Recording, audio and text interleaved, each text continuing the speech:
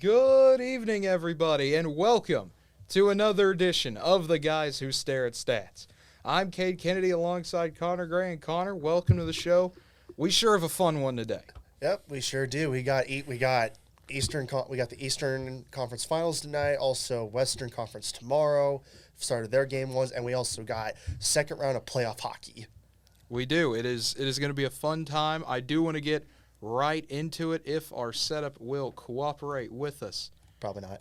Of course it doesn't, but there we go. There we go. There it is. Twitch is working just fine. OBS, no. Gotta love it. But I do want to start with the NBA draft lottery tonight. Kind of some big stuff going on here. Obviously, starting at 7 o'clock, just an hour and a half away in Chicago. And the main story, as always with this, who is going to get the number one pick, which will more than likely be Chet Holmgren this year. And the battle really comes down to Houston, Orlando, and Detroit. They all have a 14% chance of getting that number one pick. Oklahoma City, of course, not too far behind with a 12.5 chance, and Indiana with the 10.5 chance. So I'm always really excited for this time of year because there's so many what-ifs and possibilities, and who knows what can happen. But It is an exciting time to be a Thunder fan. I know we've talked about the rebuild going on, but because of this little thing right here, this Clippers pick that goes to Oklahoma City this year. Obviously, the Clippers not making the playoffs, so the lottery pick goes to Oklahoma City. And there's that slight little 1.5% chance there. It's still a chance. It's the fact that you have a chance and you're guaranteed 3 picks. You have the 30th pick from Phoenix. You have probably the 12th pick from the Clippers. And then you're right there in the top 4. I mean, there have been doomsday scenarios for some people, heaven scenarios where Oklahoma City gets the number 1 and number 2 pick. I saw someone was mashing around on one of those little draft lottery simulators and it took them like 8 tries, and then they got Oklahoma City getting 1 and 2. Oh, boy. And they're like, hey, if that happens, we win. Which I will be excited to see. It's like that obviously, if that happens, basically it's like there's no way you mess up those first 2 picks and get the best players coming out of college. It's like that's just like that would just be amazing if that happened. I mean, I don't know how we'd react to that if Oklahoma City got the number 1 and number 2 pick. I'd probably lose my brain. I'd just be like, oh my God. Yeah, I mean, there'd be a lot of Oklahoma City people absolutely loving it. The Lakers pick also needs to be mentioned in here as well because of that pick. I do not remember if it's protected or not, but I believe it's something with New Orleans because I believe that pick might actually go to New Orleans this year because of the Anthony Davis trade. So there will be a lot to look at. Obviously, there's no use predicting where a ping pong ball is going to fall. I mean, you're just gambling at that point. Yeah. I mean, sports gambling I can kind of understand, but this would literally be gambling if you're just like, put my money down on this ping pong ball. Yeah. It's like you might as well be putting it on red or black in Vegas. Like, come on, guys. Yeah. But I do want to get into actual basketball now, recapping some of the stuff from Thursday onward. Not a whole lot to recap as we get further and further into the offseason. I do want to go all the way back to Thursday. We do not have confirmation on this because he wasn't at this game. He was at Game 5. Andrew Santangelo, if you're wondering where Andrew has been the past few weeks, he's been busy doing a lot of stuff, whether it be for Northwestern, whether it be his own leisure. He was at Game 5 for Philadelphia-Miami, and he got double whammy. Not only did Miami win that game and beat his Sixers, but he got sick afterward. He came back. He has not been able to talk. He was trying to get on. We hoped he could come on tonight.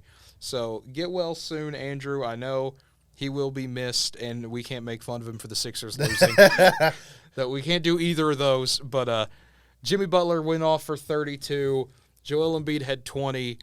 James Harden shot the ball 2 times in the second half of Game 6. It was absolutely pathetic by Philadelphia. Phil, it's like you're not utilizing your shooters very well, and I mean Embiid having the most points is people kind of would expect that. You'd expect, but he only got 20. That means everyone else is either not getting the ball or they're shooting terrible. I mean, it felt like at the end of the game, you had Jimmy Butler like out hustling 3 guys who were just kind of waiting for the ball to fall into their hands at a rebound. Yeah. He'd run by, pick it up, get it. And then that leads me into the next game that was Thursday night. Dallas just giving obliteration to Phoenix, 113-86. Luka Doncic doing his thing, dropping 33. Ayton had 21 in that game, but that was more of a doubling Devin Booker. Chris Paul still couldn't do anything. Someone had to score, and they were able to just force it to Ayton a few times. But I mean, it's like things like Ayton's the tallest guy on the floor. It's like you got to be giving that guy the ball every opportunity you can. Yeah, I don't understand the whole. I mean, I understand. Ayton could easily get 40. I mean, he could. The way they had this entire situation built, Dallas started doubling Booker. You were putting Ayton one-on-one with somebody. I understand Maxi Kleber, Kleber's a good defensive guy. He's a lot better than you would think he is. He can get blocks and rebound and things like that.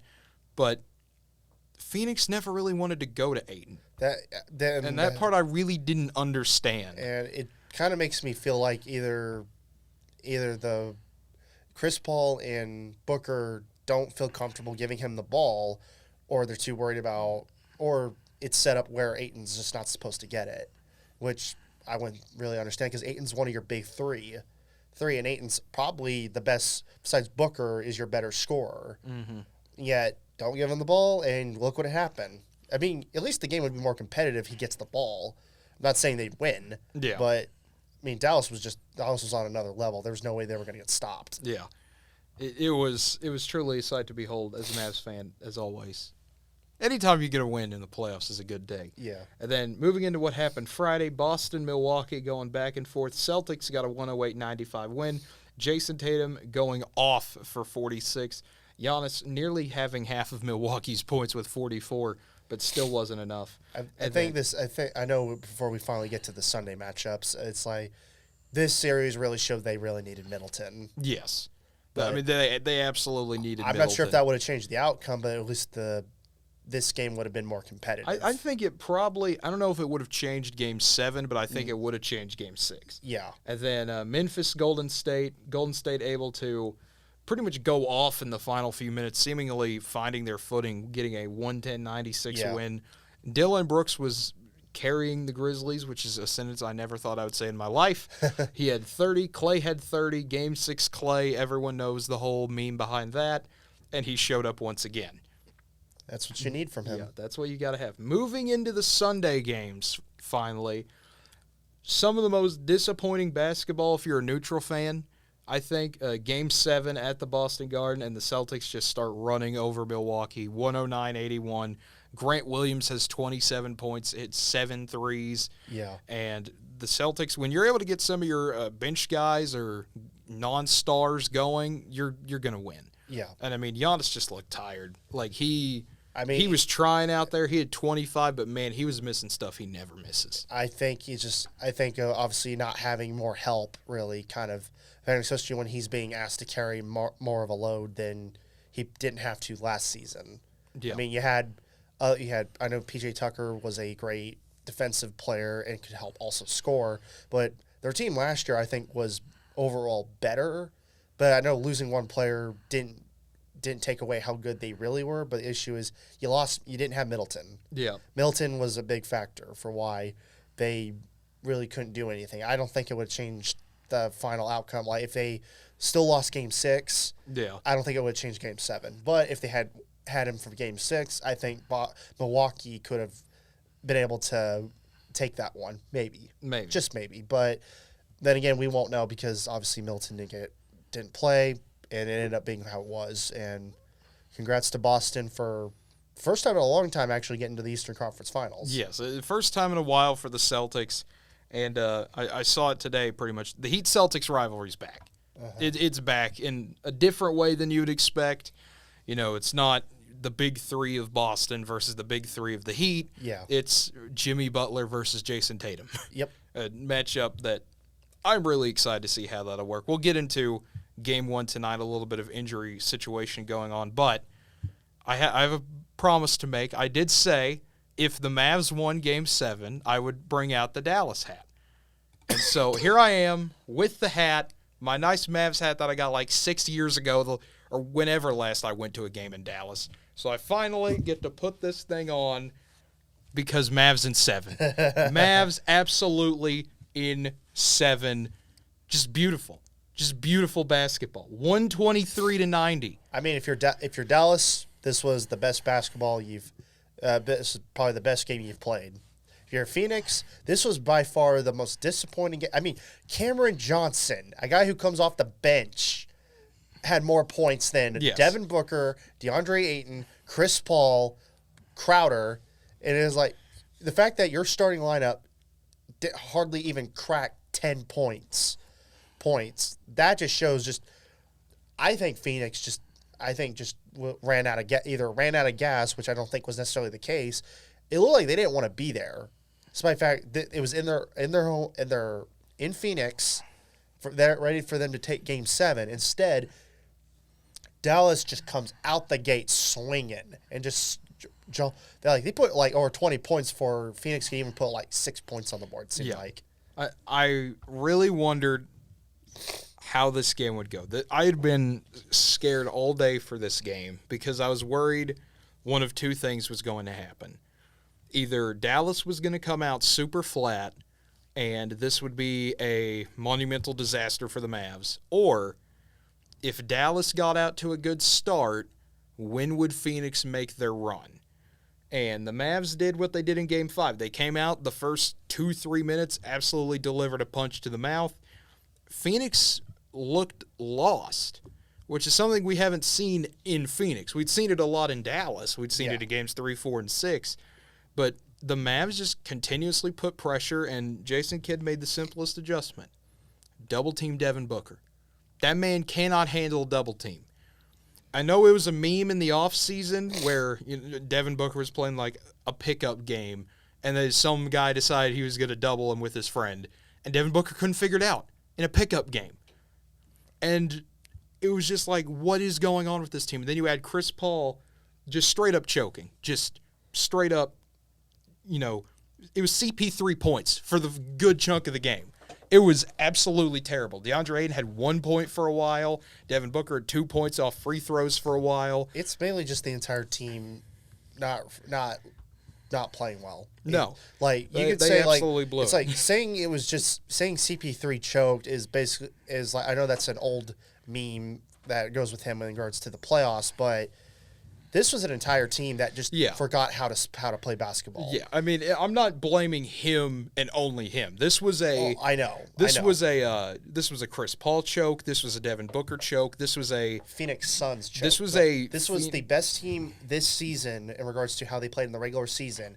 Yeah, and they played well. They played the same level of good when all three of their big guys were hurt. Yeah, and the fact is that they did not show up to play. Like, there was promise that they were going to take the series at least within 5 or 6. Instead, they didn't want to. It felt like they just did not want to be in the playoffs anymore. They were like, hey, Mavs, can you please beat us so we can go home? Yeah, I mean, it really did feel like 1-2-3 Cancun out there. It was amazing to watch. The second the Mavs got up double digits, you could just kind of feel, okay, here comes the punch. Here comes Phoenix any moment now, guy. What do you mean they're still missing? What do you mean they're still missing? Dallas is running away with this. I have never seen a Dallas team put all their backups in. Like, Dallas just was able to just bury him with whoever's out there. Spencer Dinwiddie.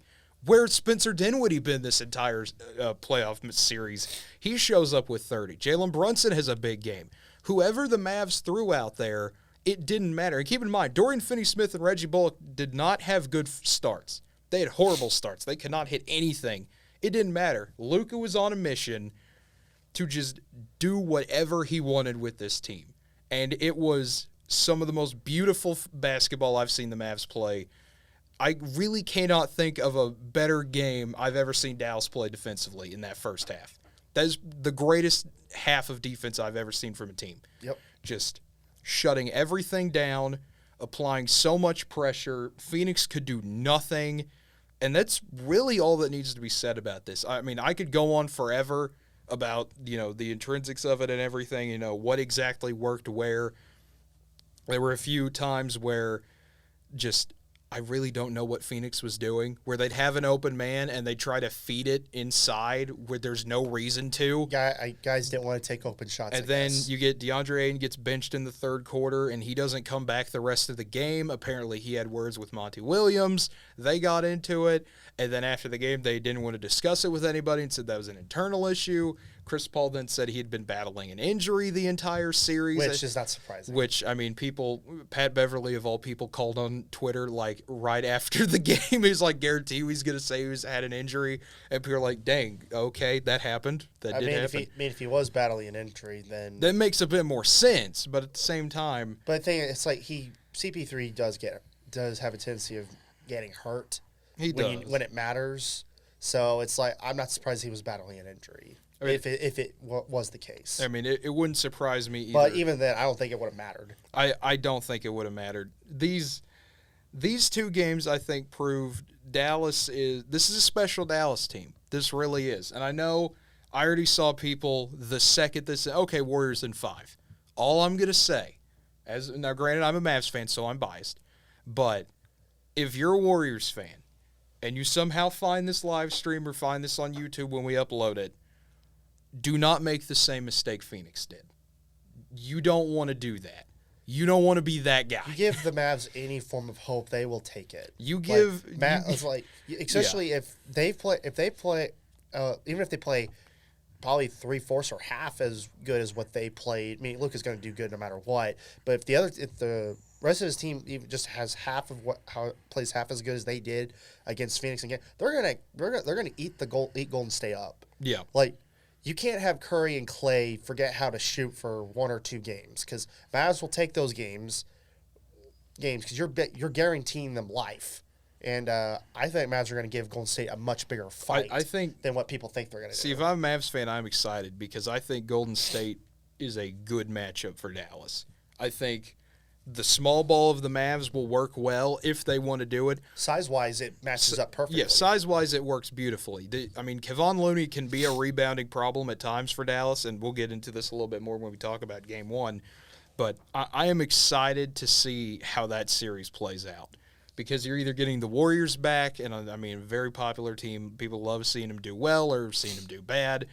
Or you get Dallas in there, which just would blow my mind because I had no expectations of this. I was just happy to win a second-round game. And now we're in the Western Conference Finals. I'm just like, hey, we're here at this point. I mean, with those little expectations that were kind of put on Dallas, it's especially after the Porzingis trade, everyone was like, oh, Dallas is not going to really do as well, even though obviously Porzingis wasn't playing his best ball. But Dallas still continued to win without him. And obviously Dallas fans, like you said, would just been happy to get out of the first round with obviously winning. So, but the fact you guys are already in the Western Conference Finals, that just shows, hey, there's no pressure on you guys. Yeah, there was a good stat. I'm glad you brought up the Porzingis trade because there's a stat I saw where the Mavs went from, like, statistically the least clutch team in the league. They were 30th in, like, points scored in crunch time to number 1 after the Porzingis trade. Putting Dinwiddie and Bertans, keeping Bertans on the bench and having Dinwiddie in there as like a third guard that can handle the basketball has done wonders for the Mavs. Which I think that's a great example of no one knows what they're talking about sometimes when it comes to basketball because everyone, including me and you, we talked about it. I was like, what are we doing? Why are we trading Porzingis? But goes to show. No, I don't think anyone actually knows anything about the game of basketball unless you were in the NBA yourself. But we're just here to make predictions and, occasionally give a take or two. Yep. Gotta love it. Gotta love it. But moving on to tonight's game, 7:30 on ESPN, Boston and Miami. Heat are a 2.5-point favorite in this one. Big news we saw earlier today, Marcus Smart not going to play in this one. I know we got rumors that turned into reports coming in. Al Horford not going to play today as well. I think that spells a little bit of trouble for Boston. I mean, Kyle Lowry's still not playing for Miami, but that's a situation where I think the Heat have learned how to play without him. I mean, they went nearly the entire Philadelphia series not dealing with it. And so I think that Miami is going to be able to have some fun here today. You take away Boston, arguably their best defender, and even arguably the best defender in the league in Marcus Smart, and you take away Al Horford, who's a great veteran who always is a right place, right time type of guy, can go in, get you whatever you need done, and you're going to turn this into Jaylen Brown and Jason Tatum versus the Miami Heat. And I think that is favorable for Miami because you have Jimmy Butler, who's an insane defender when he needs to be. He can lock up Tatum or Brown. Yep. It's going to be which one do you want to deal with. Yeah. And I think, Max Strus and Tyler Hero are not the biggest defenders in the world. But I think if you can force one of them to be taken away, especially with Horford out, you don't have that reliable third option because Grant Williams isn't going to score 28 that's not going to happen every single time. No. I think Miami takes game one, and it wouldn't surprise me, depending on how these injuries go. If these injuries are serious, which I don't know how serious they are, this could be a shorter series than we think. And obviously, if you're Boston, you got to hope Tatum plays out of his mind and you're gonna need 46-point Tatum again, and someone else can come in and back. I mean, I know Marcus Smart is day to day, so he might play tonight. Who knows? Yeah, from what I saw, it sounds like no Smart or Horford tonight. So you gotta hope Miami doesn't show up, and I think they will. I think Miami will take game one. Yeah, it's going to be a fun time in Miami. I'm happy to be with the Eastern Conference Finals. This is always just such a fun time of the year, man. I love this time of the year. We got the finals coming up. We got hockey going on. We got college softball and college baseball getting to their peaks. This is always a fun time to be a sports fan. Oh, yeah. There's never a bad month except August. August is the worst month, and July kind of. They run together in the sports world. That's about it. But that's enough of me rambling about calendars. Dallas, Golden State, Wednesday night, 8 o'clock, TNT. Golden State a 5-point favorite in this one. That really does not surprise me. Gary Payton II, of course, not going to be here. Steve Kerr will be back on the sidelines for Golden State. He has been cleared of all COVID-related illness. Thank goodness. Good to see him back and healthy again. Otto Porter Jr. will be day-to-day, at least for now.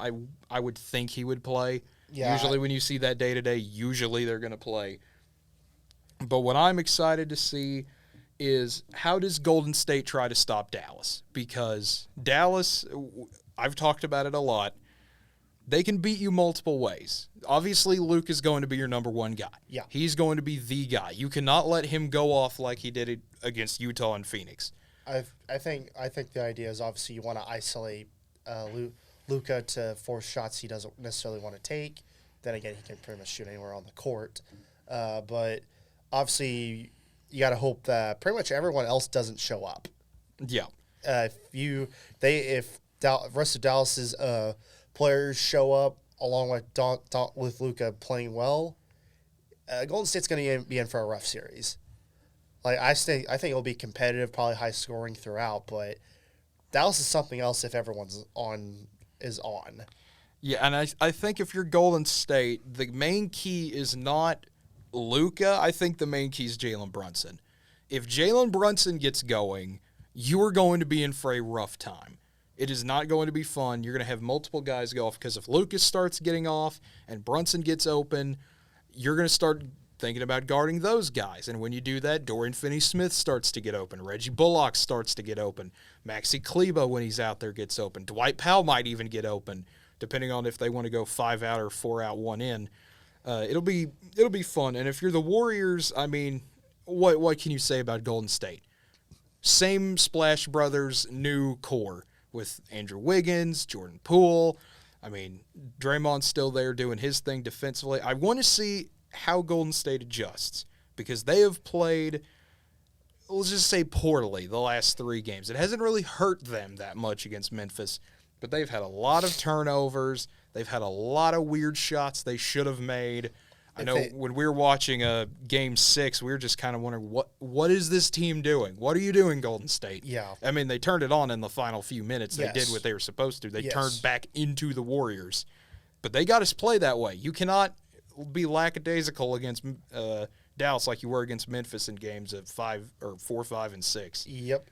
You pretty much just – if Golden State keeps that up, Mavs will tear them apart. Yeah. If they keep that up through pretty much most of the series, expect this to be a short series in favor of Dallas. I still think overall the matchups favor Dallas. Dallas hasn't made many mistakes. The only mistakes they've had is that it's Luka has shown up every game. Yeah. The issue is, can everyone else shoot as well? They don't turn the ball over as much, from what I can tell. But Dallas will eat up Golden State if Golden State does not fix their turnover problem. And also, you basically got to hope Curry does not forget how to shoot. Yeah, I mean, Steph Curry, I think he's got his confidence problem fixed. I think the way that went, to me, the main X factor is going to be Klay Thompson. Klay Thompson, Jordan Poole. If they get going, it's going to be a fun shootout. If we see everyone going on all cylinders, we might see one of those 120, 125 type of games for either team. And I think that would be a lot of fun. We don't see shootouts like that very often. No, we don't. It would remind me of a little bit of, it felt like 5 years ago when you had the Warriors and the Rockets doing that to people. Obviously, the Warriors are a little bit past their prime, but they're still obviously elite. And so I'm excited to see how this one goes. I feel like from basically just the game's prior. I know it'll probably be different when Game 1 starts up, but I'm gonna be ballsy here. I'm gonna pick Mavs taking Game 1. Alrighty, I appreciate your confidence in Dallas because I do not have that. It's mainly because I'm not confident with Golden State, especially with their turnover and their occasional forgetting how to shoot. Yeah, and until they fix that, where Klay and Steph are going off, like how we know they can play, then I might change my tune with the series. But I think Dallas will get a surprising upset. I mean, I hope so. It's the main thing I could say. Man, I hope so. I mean, Dallas has nothing to lose at this point. They are playing with house money. Whatever cliche term you want to use to describe Dallas, that is essentially what is going on at this point. They have nothing to fear. There is nothing to lose. All the pressure's on Golden State to get back to the finals. Absolutely love it. That being said, however, I think Golden State takes Game 1. I think being at the Chase Center, that entire Bay Area is not a fun place for Dallas. They have always had problems out there, whatever it is. And Dallas has not played a healthy Golden State yet. These two teams have not seen each other in their current iterations, I believe. If I remember correctly, the Mavs played them a few times. We can actually look here at the regular season series when they met. I mean, the Mavs won 3 out of the 4, but I believe every single time either someone for the Warriors was injured, whether it be Klay or Draymond or Steph, or Dallas was in their old setup with Porzingis. So I think it'll be really fun to see that Game 1. I think Golden State wins it. I'm not sure about winning it by 5. It might be a bit closer than that, but I think Golden State takes Game 1, but this series will be going to 6 or 7 pretty easily. More than likely. And then I just wanted to give a quick little look at it. I was looking at this before the show. ESPN's experts did their little list of who's going to win the conference finals, what they think's going to happen. Looking at Miami and Boston, you can see a lot of Celtics, and that is for good reason, I think. Celtics have 16 in their favor, and Miami only has 4 people thinking they will win the series there. Obviously, these Smart and Horford injuries were announced after all these predictions, so that might skew it a little bit. Maybe instead of Celtics in 6, Celtics in 7 for some of those people. And then you look at Warriors-Mavs. Now, remember, Dallas was 0 for 20. No one picked Dallas to beat Phoenix, which, I mean, is understandable. Phoenix at the time was considered the best team in the league. And you see a lot of Warriors in here, which makes sense. But 14-4, people picking Golden State over Dallas. Mavs only with 4 people picking them, 14 picking Golden State. So I am really excited to see how this turns out. But before we move on to the NHL, I do want to say I am happy we've record viewership tonight. We've never had viewership this high on the show. So if you are still watching and you want to see more of this, we do have our own YouTube channel. You can subscribe to it, The Guys Who Stare at Stats. I'm going to try to get that link pulled up in the chat real quick here if I can find it real quick. I do not know where it went off to. I had it pulled up earlier. But if you could give us a subscription, that would be appreciated as always. Or if you want to just stay here on NWTV7, you can give us a follow here on Twitch or do anything of that sort. But like I said, we always appreciate it. It is always nice to see. I know we'll get our video uploaded pretty quickly. So once again, that is The Guys Who Stare at Stats on YouTube, and the link is officially in the Twitch chat. So if you want to click that link, subscribe to the channel, I'd appreciate it. We would both appreciate it. If not, I mean, you don't have to, but I mean, it'll make me a little sad, I guess. But that's about it. You hurt my feelings slightly. I mean, it was my birthday a few days ago. If you want to give me a birthday present, subscribe to our channel. I mean, it's not really a birthday present. You're asking a little too much. I'm asking a lot, but you know what? It's because I have faith. That's about it. That's all I'm running on right now. Sure. We'll go with that. We'll go with that. Getting to the NHL, recapping everything from Thursday onward from our last show. Game 6, it was Carolina going to Boston again. And Boston did what they do in this series, which is they win at home and lose on the road. They beat Carolina 5-2. Moving on, Game 6, Toronto, Tampa Bay. Tampa surviving, getting that OT win over the Maple Leafs 4-3. St. Louis wrapped up their series with a 5-1 win over Minnesota. 4-2 was the score, with Edmonton beating the Kings out at the Crypt, because it just can't be Staples Center for some reason. Naming rights are hard, I guess. I don't know. Yeah. All those hope you enjoy dealing with the Avalanche. Yeah, I will not. I will not. As a Blues fan, I will not. Friday games, New York trying to complete the comeback. They got a 5-3 win over the Pens, which evened that series up at 3. Florida defeated Washington 4-3 in overtime to give the Panthers that series. Yeah, I was not a very happy camper. Yeah, so we got a Caps fan over here, and Connor, not the happiest person. We were watching that game live, and I mean, you were talking about, you know, as a Caps fan, every year this happens, and then they scored, and you were just like, let's go! Yeah. And you're just like, wait, this might be different. And then we flipped it back on, like, 20 minutes later, it's like, oh, the Panthers won. And it was just like, oop. Yeah, we saw saw the puck go in, and I lost it. Yeah, happy late birthday. Thank you. I appreciate it.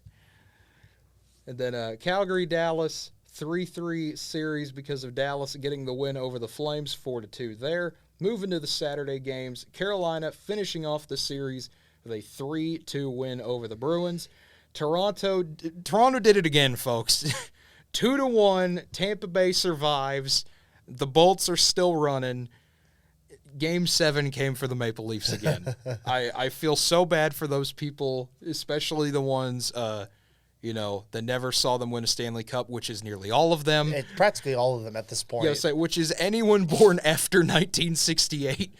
And then the Oilers beating the Kings 2-0. So that was Game 1 of Game 7, or Day 1 of Game 7 madness.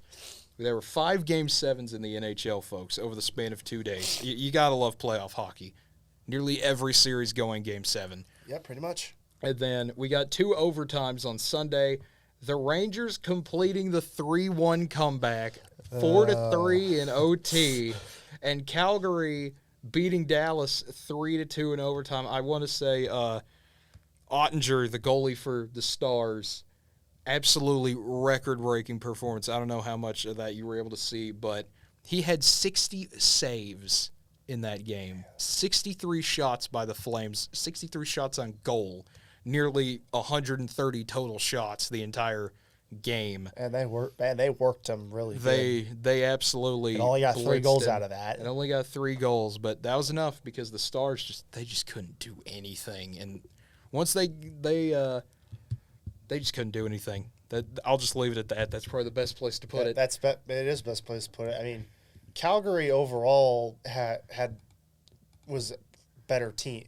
Yes. Was better. They were just better than Dallas, but Calgary sometimes just didn't play well at all. I mean, the games they lost, they didn't play their best, and Dallas took 3 games from them. But Calgary showed up, did what they could to try to score as much as possible, and congrats for Dallas's goalie, but if everyone else just isn't playing good, it really means nothing. Yeah. But Calgary did what they should have, probably maybe a few games before, ended up taking the series over Dallas. Dallas wasn't even no one would have thought Dallas would have taken it to Game 7. Yeah, overall. I mean, no one really expected the Stars to get here, but they took it to a Game 7. It was a big Game 7 day in Dallas, and they went 1-1. But that's all you can say with that. I mean, they gave the best effort they could, which now leads us into tonight's games. 6 o'clock tonight on TNT. Probably just about to get started any minute now if it hasn't already. Tampa Bay and Florida. Folks, it's the Battle of Florida. It is a wonderful time. We get some great rivalries. Panthers are favored in this one. I am interested to see this. No Braden Point for the Lightning, so you're without your center. That'll be a little bit tough to deal with. There we go. Just started. Wow, so we are right on time with this one. But I think this is going to be a fun series. I'm really interested to see how this works. Last year it was Tampa Bay taking this series on their way to another Stanley Cup. Now it's just a matter of do the Panthers get over the hump? Yeah. Do they actually vanquish Tampa Bay? Because the way the season is overall, Florida is overall the better team. Well, the way they've been playing, talent-wise, Tampa is probably more favorable. But this is one where it's like, what do we expect from Florida? It's basically all eyes are on what Florida's going to do. Yeah. People it wouldn't be surprising if Tampa takes the series, but it's a matter of how does Florida handle this? Do they punch Tampa Bay in the mouth, or do they just kind of die? Yeah, I'm excited to see how the Panthers play because last year we were in this exact same position. Florida was the higher team. People they had expectations for the Panthers, and they did not meet it whatsoever. Now that they've gotten that monkey off their back, they have won a first-round series, albeit it was a challenge, but they won that series. They have, I wouldn't say no expectations because they do have expectations. They're the President's Cup winners. They had the most points in the NHL, but now where do you go from here? They can absolutely make a great push, I think. And it wouldn't surprise me, honestly. Tampa Bay looked really shaky against Toronto, especially away from home. Yep. Now, granted, they are back in their home state, but, I mean, as we're seeing, Tampa Bay already in a power play 30 seconds into the game, so this might be a little bit different. This might be a little bit the same. But I think Florida has an edge here. I think they take Game 1 tonight, and they send a message. This is not like last year. This is a completely different series. We're a completely different team. We're tougher mentally, we're tougher physically, and we're ready to show it. I think I agree with that take. Florida is not going to be taking any crap from Tampa, and I think give it to, especially on a power play, especially how they played against the Capitals in Game 6. Florida was much more aggressive being down a man, which is odd because it's like you think whether equal or more guys, they'd be more aggressive. Instead, it's like they're playing like their lives depend on it when they're down a man. So that's where I think when it comes to the power play, I think Tampa's going to struggle mightily because Florida's just been able to kill penalties really quickly, especially by playing much more aggressive. Yeah. You know, I half expected you to say the second that happened, the thing to change in a goal up. That would be funny. Just the luck of this show, that would have been the funniest thing. Oh, well, that means nothing. Yeah. Oh, well. But I think this is going to be a fun series. Like I said, I think Florida takes Game 1, but strap in, folks. If you love hockey, if you just love playoff intensity, this is a series for you. Yep. And then moving on to the second game of the night, 8:30 TNT. St. Louis makes the trip to Colorado in a interesting battle. In an interesting battle in the sense of these two met in the first round last year. Colorado swept St. Louis. Jordan Bennington was left out to dry last year as he was pretty much taking on the entire Avalanche team whenever he got on the ice. And so I think St. Louis, they're getting healthier. They're getting some guys back. They're getting their defensemen back, which is great to see. They're able to handle the Minnesota Wild with some AHLers. So I'm excited to see how the Blues defense looks. I think it'll be a little bit better. That being said, I've said all year I think Colorado is the best team. Yes, they struggle in the second round, but I think the Avs being favored tonight, I think game one, they'll get the win. As much as I don't want it to happen, as much as I would love to see the Blues get a win, I mean, I think the Avs take game one. Colorado is much more rested, obviously, because they swept Nashville. Yeah, coming off that sweep. So it's like they're going to be in much better shape than the Blues are, but not really a but. It's Colorado's just going to, I think, overall is going to be too much in this first game. I think this first game will probably set the tone of the series. If the Blues are able to fight back, I expect it to probably be a bit more competitive, but if Avs pretty much kill the Blues, I expect this to be a really short series. Like, I just think the Avs are just too good right now, and I easily have them taking game one. Yeah, I mean, I really want to see the Blues win this series. I don't know how they're going to do it. They're going to need to turn this into a gritty physical series again, like they tried to do last year. I think they're a lot better than last year. They're less injured. They're getting things together, but it will be an uphill climb for sure to climb that giant mountain of that Colorado team. Yep. And then moving on to Wednesday games, Rangers-Canes. Oh boy, Carolina favored in this one. Raleigh is going to be rocking like it always is. New York pretty much cheated death. They came back from 3-1. They conquered Pittsburgh. Whether you want to blame that on Crosby being out or not for the Pens, you can go right ahead. I'm sorry. They're happy to be. Even with Crosby out, Penguins should not have lost that series. The fact that they did just shows the fact that they relied on one man really just kind of shows how bad everyone else is. And I think with that current, I know this isn't about the Penguins, but Penguins either got to blow it up or they got to somehow get some extra guys to help them out. But Rangers did a great job coming back and winning that series. You know, the Pens, probably should blow it up, which means they'll be back right here in the first round next year. Oh, yeah. I mean, yeah, they're not going to do that. But I think Carolina is on a collision course to that Eastern Conference championship. I think the Rangers will put up a fight, but I think they have been living on borrowed time for a long time now. Carolina is that better team. Carolina is that team that's going to take it to the Rangers, and I'm not sure how the Rangers will know how to respond. Like, Rangers maybe take 2 games in this series. That's obviously it's an early prediction, but but for game one, I think Carolina eats them up. Carolina's just too good at home. Yeah, I think Carolina is going to play well. They love being at home. They're one of the best teams in the NHL at home. We could see that against Boston as a night and day factor. I think Carolina continues that, and I think they get a pretty, not comfortable win, but a pretty solid one to start their series off.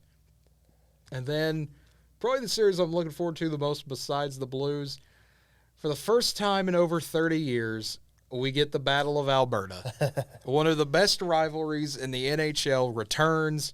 Edmonton and Calgary. The Fighting Connor McDavids versus the Sea of Red for games 1 and 2 at least. It's basically Connor McDavid carrying this entire team. I'm going to tell you right now, I mean, people love their hockey in Canada. I saw tickets going for $5,000 already for this. Where lowest tickets are $135. Yeah, $135 with vivid seats. I saw on like StubHub, you had some scalpers trying to sell for like $5,000 a ticket. And you have Canadians that will buy it. Yeah, Canadians will buy it. Alberta may not survive. They barely survived the last time these two met in the 80s. This is going to be a wild series. So buckle up for 8:30 tomorrow on ESPN. Calgary's favored in this one. I think they take game 1, but last time these two played intensely enough, we got a goalie fight. Maybe we'll do that again. This is gonna be a very chippy series because this is how the Canadian teams are. This is just gonna be violent. It's like Calgary on paper is overall a better team, but obviously do not be surprised if Edmonton puts up a fight and sends this series to 7. Like, this is going to be probably out of all of the playoff series, this is probably going to be the most intense because it's the Battle of Alberta. It's one of the biggest rivalries. It's going to be. Yep. So I think Calgary does take game 1, but I'm going to probably say it's going to be an overtime victory. I expect most of these games to go to overtime. Yeah, I expect a lot of these to be knockdown, drag-out fights, a lot of hits, a lot of bruises, a lot of oh my's, Probably expect a couple goalie fights. maybe some WWE moves. I don't know. There might be some wrestling involved in this one. There might be some Canadians being slightly less friendly to each other. I don't know. What I can tell you is we thank you for once again joining us on The Guys Who Stare at Stats. It has been a wonderful time, as always, with all of you. If you liked what you heard, be sure to give us a follow here on Twitch, subscribe to our YouTube channel, whether that be NWTV7 or The Guys Who Stare at Stats. Once again, that link is in the chat right now. If you want to click that link right there, that'll take you directly to The Guys Who Stare at Stats YouTube channel. You can subscribe to that there. We would appreciate it. If you want to know when we go live, you can follow us on Facebook, Twitter, Instagram. We even have a TikTok now. You can follow us there. We even have a Spotify where we'll slowly try to convert shows over to that. Coming someday. I honestly don't know when. I'm going to have to talk to people about that one, but we'll try to do that as quick as we can. But for Connor Gray, I'm Cade Kennedy. We thank you for tuning in and enjoy your draft lottery. Enjoy your playoffs no matter what sport. And until Thursday, have a great one, everybody.